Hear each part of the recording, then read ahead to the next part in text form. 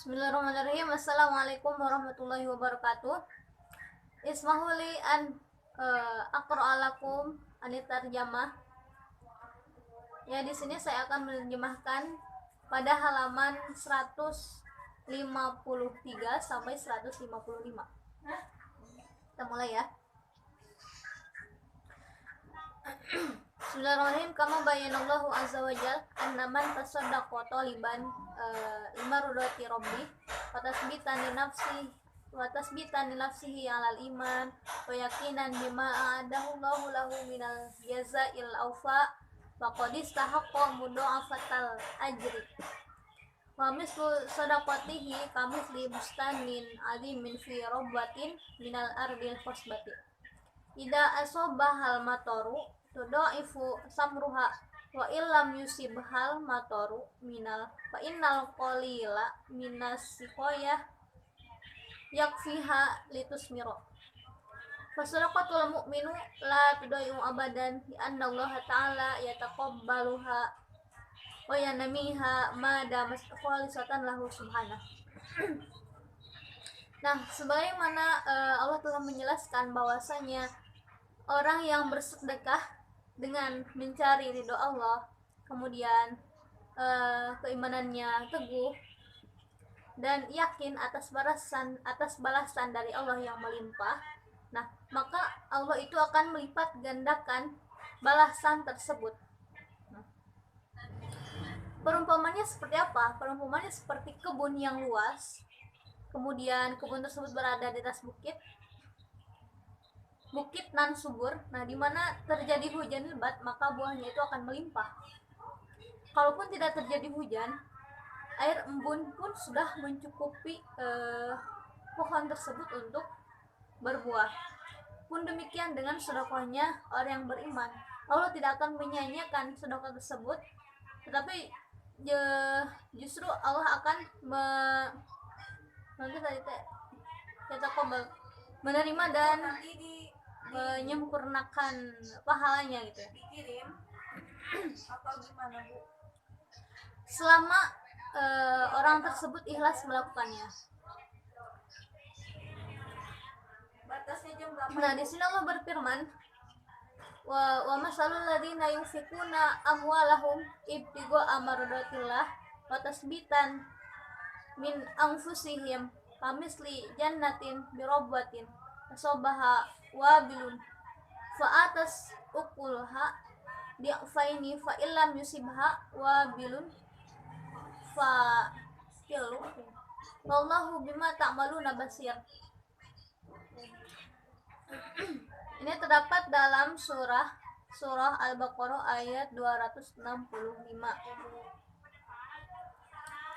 yang artinya, dan perumpamaan orang yang menginfakkan hartanya untuk mencari ridho Allah dan untuk memperteguh jiwa mereka seperti sebuah kebun yang terletak di atas bukit, yang terletak di dataran tinggi, yang diserang hujan lebat, maka kebun itu menghasilkan buah-buahan yang 2 kali lipat. Nah, jika hujan lebat tidak menyiraminya, maka embun pun sudah memadai pohon tersebut untuk berbuah. Allah Maha melihat apa yang kamu kerjakan. Nah, dalam tafsir Ibnu Katsir yang dimaksud dengan al-wabil itu adalah hujan lebat, dan kebalikannya apa?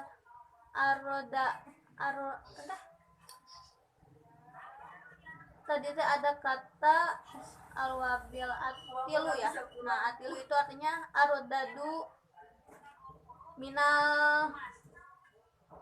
arodadu minal mator, artinya hujan gerimis. Nah, kemudian sini ada asyatus sanisat yang kedua, ayunfiko mimma yuhibbu walaysa mimma yukrahu wa antakuna nafsuhu radiyatan ghairu parihatin. Syarat yang kedua yaitu berinfak dengan harta yang ia cintai, bukan dengan harta yang ia benci. Nah, dirinya itu harus ridho, bukan karena terpaksa. Nah, ini berlandaskan pada Quran surah Ali Imran ayat 92 yang berbunyi Bismillahirrahmanirrahim. Lan tanalul birra hatta tunfiqu mimma tuhibbun wa ma tunfiqu min syai'in fa innallaha bihi alim. Yang artinya kamu tidak akan memperoleh kebajikan sebelum kamu menginfakkan sebagian harta yang kamu cintai, dan apapun yang kamu infakkan tentang hal itu sungguh Allah Maha mengetahui.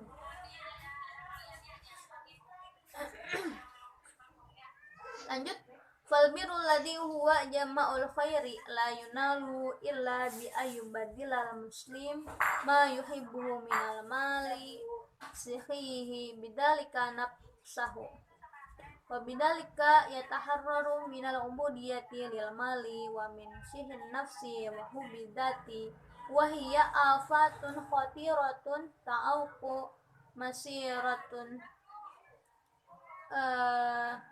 at-tazkiyah fatakofu fi tariqiha.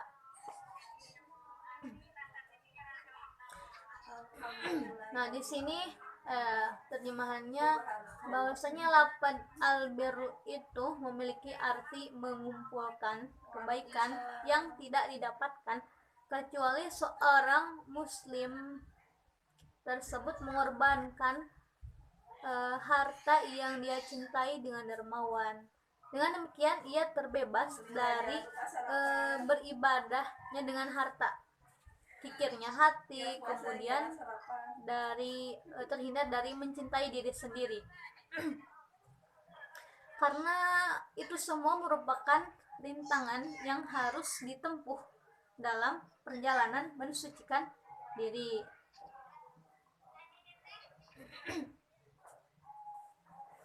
Nah, walidzalika kana sahabatu radhiyallahu anhum yusari'una ila badalil mali fi sabilillah wa tasaddaqu bi atyabu ma yumlikuna roja'an ma indallahi minal ajril azim. Nah, sebagai seperti halnya sahabat Rasulullah SAW, ia bergegas untuk memberikan hartanya yang paling berharga di jalan Allah dengan berharap mendapatkan balasan dari Allah, ya, balasan yang besar. Hadisnya hadis Bukhari, ya. An Anas bin Malik annahu qala kana Abu Talhata aksarul ansar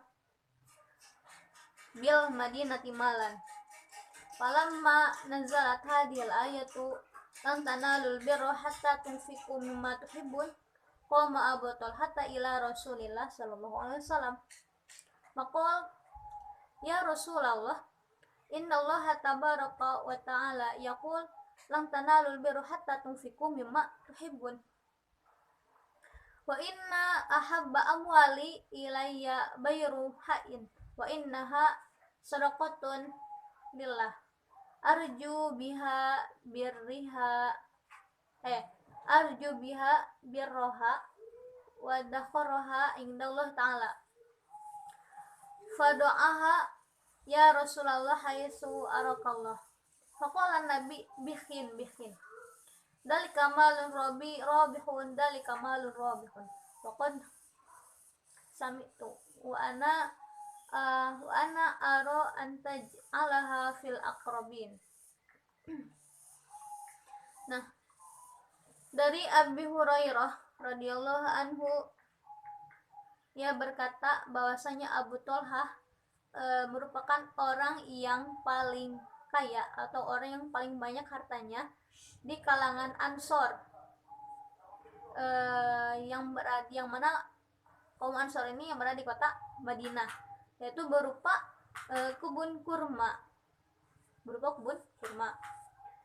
dan harta benda yang paling dicintainya adalah bayruha, yaitu sumur yang berada di kebun tersebut.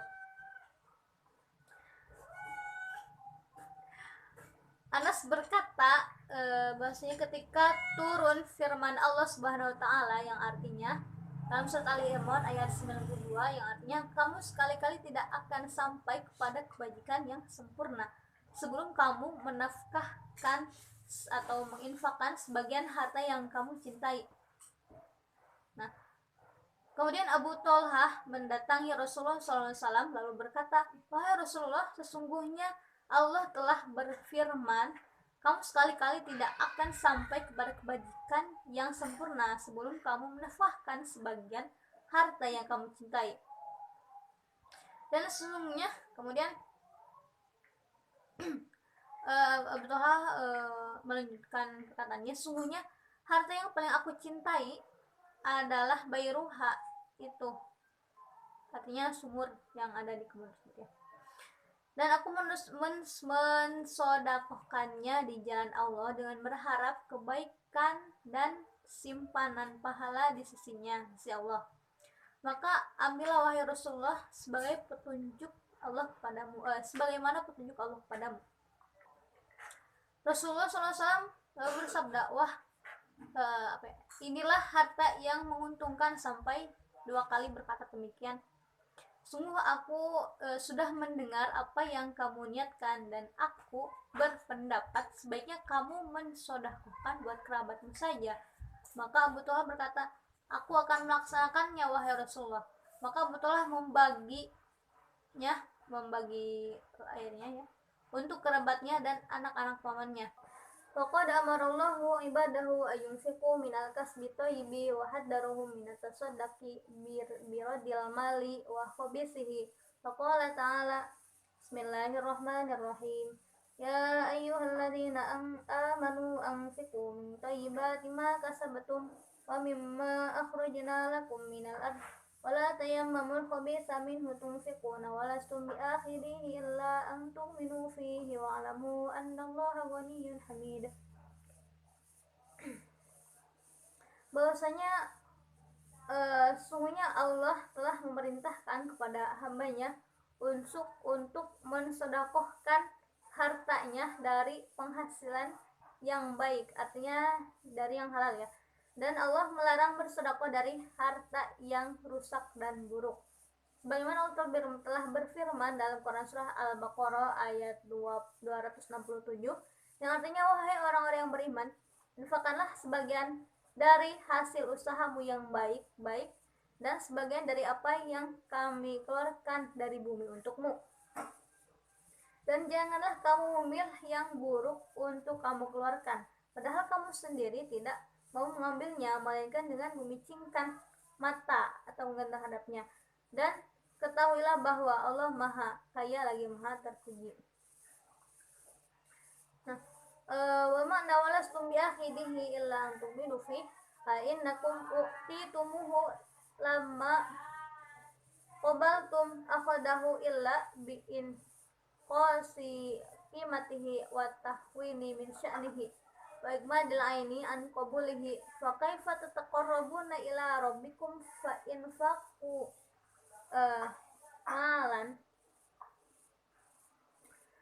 tardawnahu li anfusikum wa huwa subhanahu ghaniyyun ankum wa la yataqabbalu illa ma kana thayyiban yubaddiluhul mutasaddaqu an thayyibin nafsin wa yasduru an ridha wa farhin bil badli wa laisa an karahatin wa ta'affuf.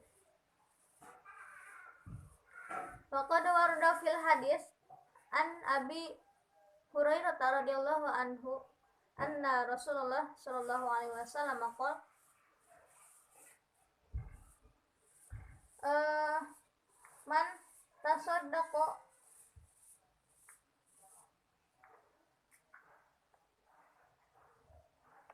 man tasaddaqa bi adli tamratin min kasbin thayyibin wala yaqbalullahu illa thayyiba fa innallaha yataqabbaluha bi yaminihi summa yurabbiha li sahibihi kama yurabbi ahadukum faluhu hatta takuna mislal jabal. Nah, maksud dari kalimat walastum bi akhidihi illa antum minufi, yaitu seandainya hal itu diberikan kepadamu, niscaya kalian tidak akan mengambilnya dan bahkan kalian memicingkan matanya, artinya enggan mengambilnya. Maka bagaimana kalian bisa mendekatkan diri dengan Allah pada Allah jika bersedekah untuk diri kalian saja tidak rela? Sesungguhnya Allah lebih tidak membutuhkan hal semacam itu dari kalian. Maka janganlah kalian memberikan kepada Allah SWT apa-apa yang tidak kalian sukai. Dan muncul dari kedua senang karena telah berkorban, bukan membenci dan mengeluh. Artinya tidak terpaksa dengan kita bersedekah, tapi dengan adanya rasa ridho. Nah, dalam hadis Nabi yang diriwayatkan oleh Abu Hurairah, sebutkan bahwasanya barang siapa, Rasulullah SAW bersabda, barang siapa yang bersedekah dengan sebutir kurma hasil dari usahanya sendiri yang baik atau yang halal, sedangkan Allah tidak menerima kecuali yang baik saja, maka sungguh Allah akan menerimanya dengan tangan kanannya, lalu mengasuhnya untuk pemiliknya, sebagaimana jika seorang dari kalian mengasuh anak kudanya hingga membesar seperti gunung. Hadis Bukhari yang ke 1321. Kemudian selanjutnya asaruz zakati wa sadaqati fi majali tazkiyatin nafsi. Az-zakatu tazkiyatun wa tathhirun nafsi al-ghina wa mali, kama annaha tazkiyatun nafsi al-faqir wa tathhiriha min afatiha. Wa bidzalika islahaqqat hadhihi ibadatul jaliyatu ayasuqalaha ismun min tazkiyati fatusamma zakatun. Walikai tata'akkadu hadhihi silatul wasiqatu baina zakati wa tazkiyati nastaridu asar zakati fi majali tazkiyatin nafsi wa ahamiyatiha kawasilatin amalatin min wasaili tazkiyatil lati tartaqi bil amdi hatta yablugha manzilatal muttaqin. Kemudian ada pengaruh zakat dan sedekah dalam aspek penyucian diri. Nah, zakat itu dapat mensucikan dan membersihkan hati dan harta, seperti halnya mensucikan dan membersihkan jiwa yang fakir dari penyakit hati, sehingga ibadah yang mulia ini disebut dengan zakat. Yang pertama, az-zakatu ikhtibaru amali listijabatil mu'mini li amri rabbih. Wallahu subhanahu wal khaliqur raziqu wa huwal mun'imul mutafaddilu wa huwal malikul haqiqil ladzi wahaba lil insani hadal mal wa ja'alahu wadi'atan baina yadayhi yunfiquhu fi mardati maulahi wa yu'til faqir haqqahul wajib minhu. Qala ta'ala wa atuhum min malillahi alladzi atakum. Wa qala subhanahu wa anfiqu mimma ja'alakum mustakhlifina fihi.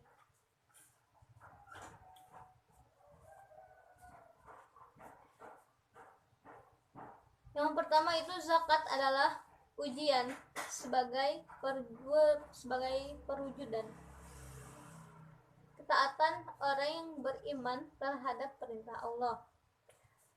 Allah adalah Maha Pemberi rezeki. Allah adalah Tuhan yang Maha Pemberi rezeki.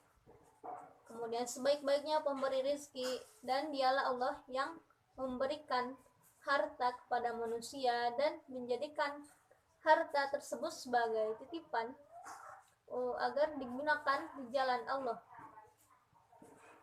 Kemudian memberikan hak dari harta tersebut pada orang fakir. Allah berfirman, dan berikanlah kepada mereka sebagian harta Allah yang dikaruniakannya padamu. Itu terdapat dalam Quran surat An-Nur ayat 33. Dalam ayat lain Allah berfirman, dan infakkanlah di jalan Allah sebagian dari harta yang Ia telah menjadikan kamu sebagai penguasanya atau amanah. Quran surat Al-Hadid ayat 7.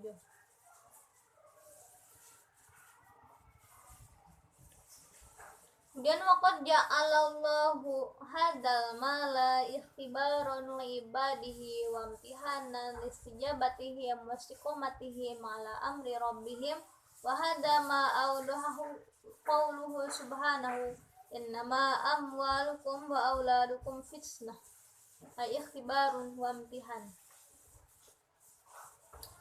Nah, Allah menjadikan harta itu sebagai ujian bagi hambanya.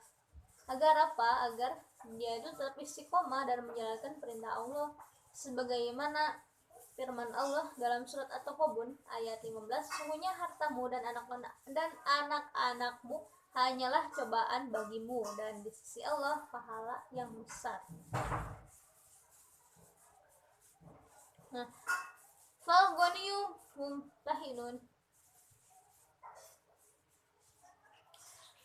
mumtahanun biginahu wal faqiru mumtahanun bi faqrihi wal malu malullah subhanahu wal amdu musta'minu alaih wa ma'adzalik faqad imtanallahu ala ibadihi fasamma ma yunfiquhu al muslim wa yatasaddaqu bihi qardan yuqriduhu li rabbih subhanahu qala ta'ala man dalladhi yuqridullaha qardan hasanan fayudha'ifu lahu ad'afan katsirah. Orang kaya itu diuji dengan kekayaannya, orang miskin diuji dengan kemiskinannya.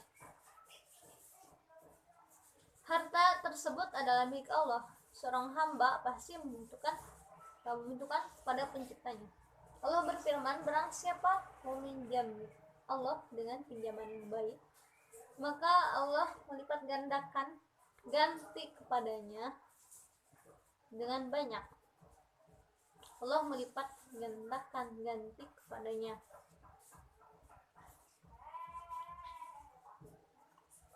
Waqala subhana innallaha ashtara minal mu'minina anfusahum wa amwalahum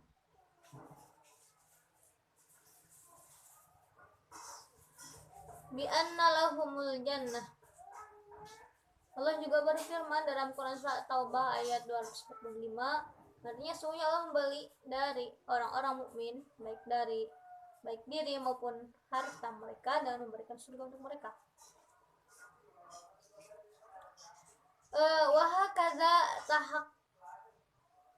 tahaqqu zakat ahdapuha fi taqwiyatil iman wa ta'miki aqidatil tauhid fi nafsil lati hiya asasul awwali litazkiyati wa takunu zakatu burhanan ala imani sahibiha wa istijabatiha li amrillahi subhanahu wa hada musaddiqun qawlu Rasulullah sallallahu alaihi wasallam was-shadaqatu burhanun. Nah, dengan demikian tujuan zakat dapat direalisasikan dalam menguatkan iman dan memperdalam akidah tauhid dalam diri, yang mana itu semua adalah sebagai pondasi utama dalam penyucian. Zakat juga sebagai bukti pemiliknya itu beriman dan sebagai bentuk kepatuhan atas perintah Tuhan. Rasulullah SAW bersabda, telah membenarkannya dalam hadis, Sedekah adalah pembela. Ini potongan hadis. Hadis yang diriwayatkan oleh Bukhari Muslim nomor 223. Sekian, mohon maaf atas segala kekurangan. Wassalamualaikum warahmatullahi wabarakatuh.